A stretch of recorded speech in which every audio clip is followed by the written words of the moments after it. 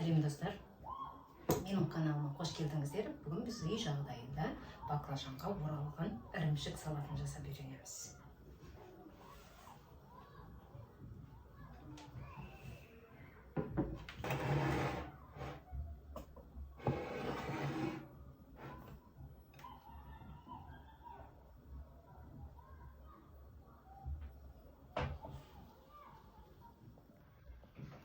Ал достар, онда бастайық. Ол үшін ең бірінші баклажаннан бастайық. Бізге баклажан, 2 жұмыртқа, ұн және тұзымыз қажет болады.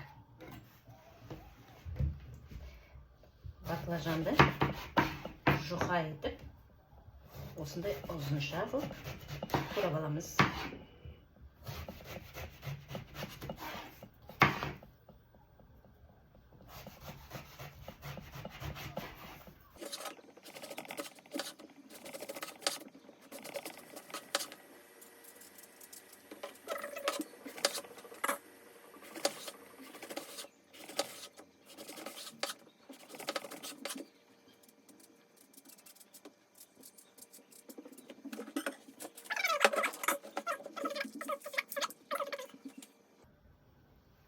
Енді келесі этапқа көшеміз. Жұмыртқамызды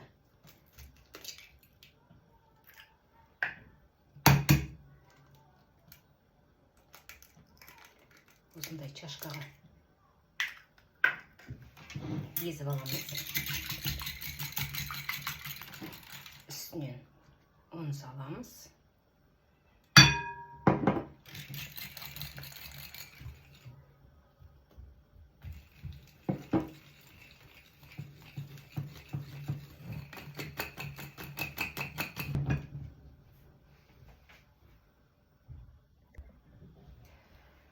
15 минут суда тұрған баклажанымызды судан шығарып алып, осындай салфетканың үстіне қойып, суын сорғытып аламыз.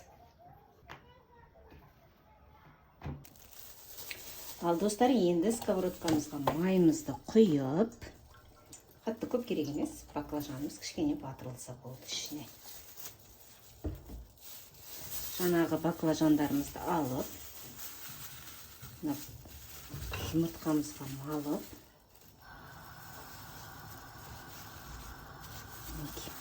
осылай жұмыртқаны баклажанның бәрін малып аламыз. Тағы біртіндеп осы қызып тұрған майға қуырып аламыз екі бетін.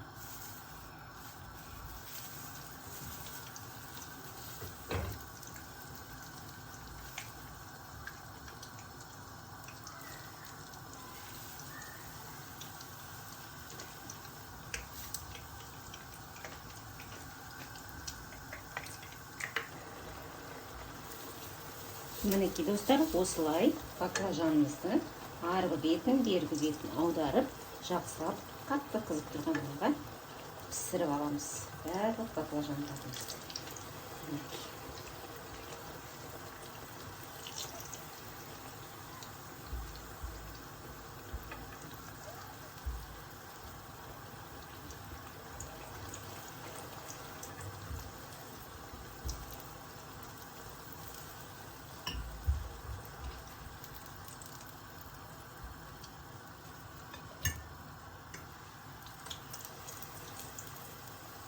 Қызыл-қызыл қылып пісіріп алсаңыздар, өте әдемі көрінеді. Мінекей достар, баклажанымызды қуырып жатырмыз. Қызыл-қызыл қылып, осылай барлық баклажанымызды қуырып аламыз. Мінекей достар, біздің баклажанымыз дайын, қуырып алдық. Енді бізге брынзамыз қажет. Осы брынзамызды көбіктеп турап аламыз.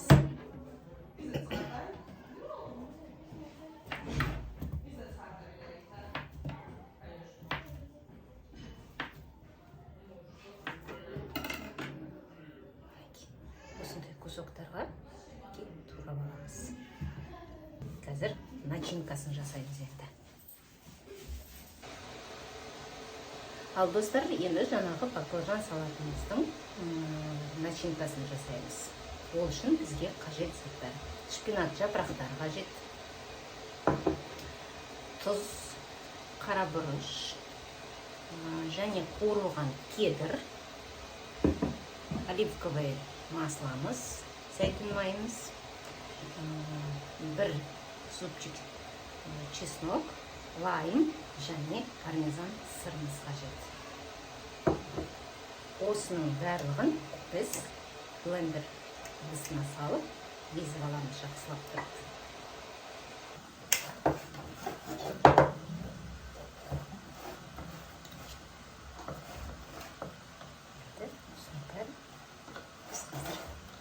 Езіп аламыз жақсылап тұрып.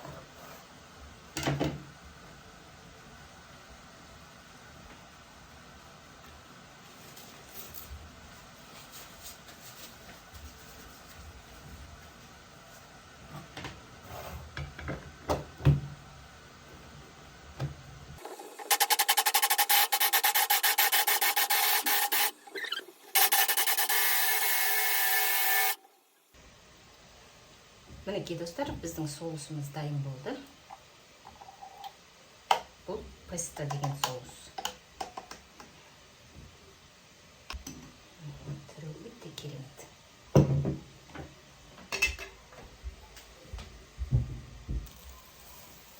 Енді біз осы баклажанымыздың ортасына мына соус пестамызды жағып, және моцареллаға ораймыз.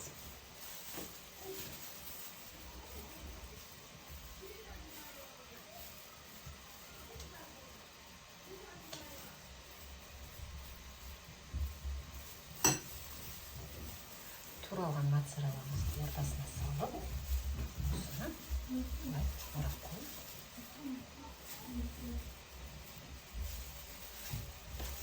міне осылай барлығын орап шығамыз. Ішіне моцарелла сыр салсаңыздар да болады.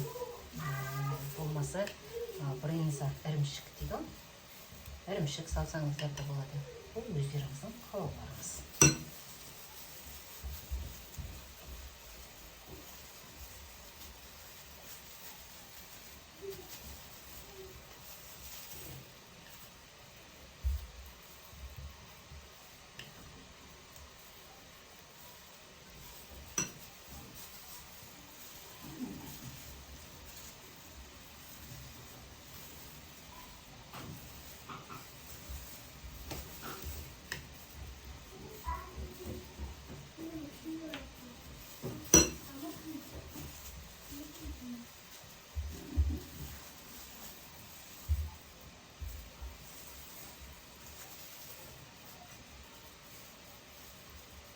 Осылай қылып, бәрінің ішіне соус пестамызды жағып, барлығын орап шығамыз. Өте дәмді кешкі асқа салат керек болса, тойында салат. Салат жемін.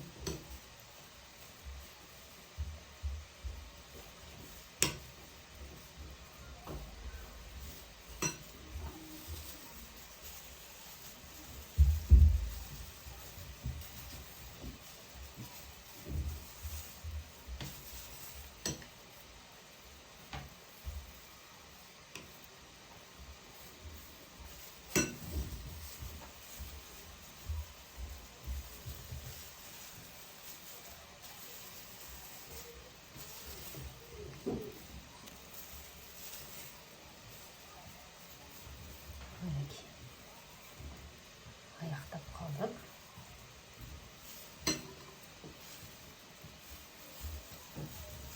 Соңғы баклажандарымыз.